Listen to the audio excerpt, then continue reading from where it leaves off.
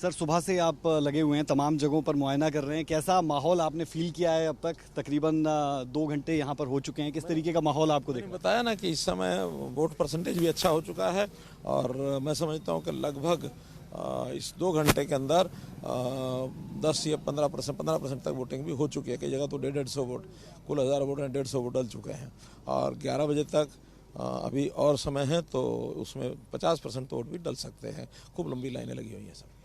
Sir, आम आदमी party और कांग्रेस एक साथ आ गए हैं, कितना बड़ा चैलेंज मानते हैं? कोई चैलेंज नहीं है। आम आदमी पार्टी का एक कैंडिडेट जो खड़ा है वो अपने हार उन्होंने एक प्रकार से पक्की होने वाली है। हमारे नवीन जिंदल भारी मत से वहाँ जीतेंगे। सर, 3 चीज़ें, अग्निवीर, पीपीपी और साथ ही किसान, इसे विपक्ष अपना हथियार बनाना चाहता है। इस पर आपका टेक? ये तीनों मुद्दे ऐसे हैं जो उनकी समझ से परे हैं, वो समझ ही नहीं पा रहे इन मुद्दों को।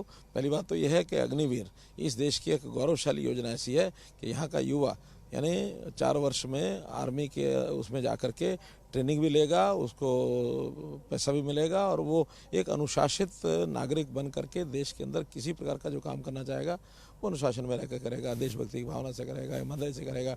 आप जानते हैं इजराइल का हर युवा उसको 3 साल आर्मी में रहना होता है और इजराइल छोटा देश होने के नाते से भी देशभक्ति से उत्प्रोत होता है। दुनिया ने अपना लोहा मनवाया हुआ उसने, तो ये बहुत बड़ा स्टेप है। 4 साल का जो एक साइकिल पूरा होगा उसके बाद लोगों को इसकी जो लाभ है उसका पता लगेगा। तो अग्निवीर योजना को ख़त्म करने का मतलब है कि कांग्रेस स्वयं खत्म हो रही है। सर, आपका तकरीबन 10 साल का अनुभव सीएम होने के नाते, सेंटर की तैयारियां है, इस अनुभव को हरियाणा के विकास और देश के विकास में कैसे मदद मिलने वाली आने वाले वक्त में? क्योंकि इसे लेकर बहुत चर्चाएं हैं, बहुत ज़्यादा चर्चाएं। हमने सवाल भी किया कि तमाम लोग आ रहे हैं, पीएम से लेकर सब तारीफ करते हैं। आपका ये अनुभव कैसे आने वाले वक्त में फ़ायदा देगा? किस प्रकार के जिम्मेवारी मुझे मिलती है उसी हिसाब से उस अनुभव का लाभ मिलता है। हम संगठन में रह करके भी लाभ उसका उठाते हैं, सरकार में रह करके भी उठाते हैं, सामाजिक सेवा का काम मिलता है सामाजिक सेवा में उठाते हैं। क्योंकि मेरा अनुभव सन 1980 से समाज सेवा का जो रहा है उसमें विभिन्न पहलुओं पर विभिन्न जो इदारा रहता है उसके हिसाब से उस दायरे में रह करके हम काम करते हैं। सर, आपके ओपोनेंट है, उन पर अगर आप कुछ कहना चाहें, दिव्यांशु बुद्धिराजा युवा है, कांग्रेस ने उन्हें यहाँ से मैदान में उतार तो दिया, लेकिन बहुत से लोग शुरुआत में, राजनीतिक विश्लेषक ये कह रहे थे कि कंपटीशन खत्म हो गया। उस पर आपका टेक? सर, नहीं, कोई कंपटीशन वैसे भी अब नहीं है। कुल मिला के वो एक चेहरा, ऐसा चेहरा उन्होंने उतारने की कोशिश की है कि शायद कोई चैलेंज दे पाए, लेकिन कोई भी। पहली बात तो है कि कांग्रेस की ही जो इमेज है वो इस प्रकार की बनी हुई है कि जनता उसको चाहती नहीं है। कैंडिडेट कैसा भी आए कैसा ना आए।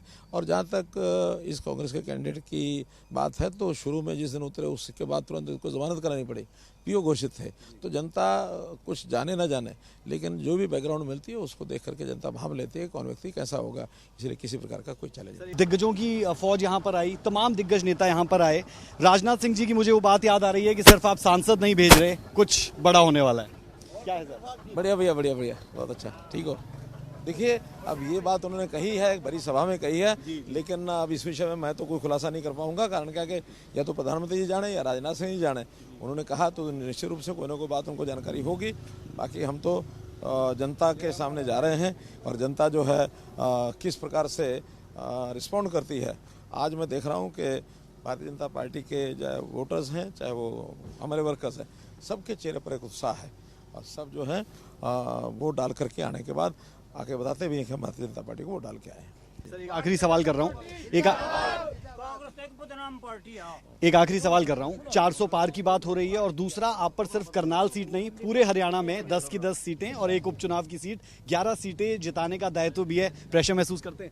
नहीं, देखिए, निश्चित रूप से मैं लगभग 2 महीने से ज़्यादा समय हो गया मुझे प्रचार अभियान में निकले हुए और अभी कल तक तो प्रचार अभियान ही था। आज सारा समाप्त हो गया। आज तो सारे काम के ऊपर जनता मोहर लगा रही है और जिस प्रकार का आज प्रातःकाल से उत्साह दिख रहा है, मैं निश्चित तौर पर कह सकता हूँ कि हमारा टारगेट 10 की 10 लोकसभा और एक विधानसभा की सीट 11 कमल खिला के मोदी जी के झोले में डालेंगे, 400 पार करेंगे। धन्यवाद।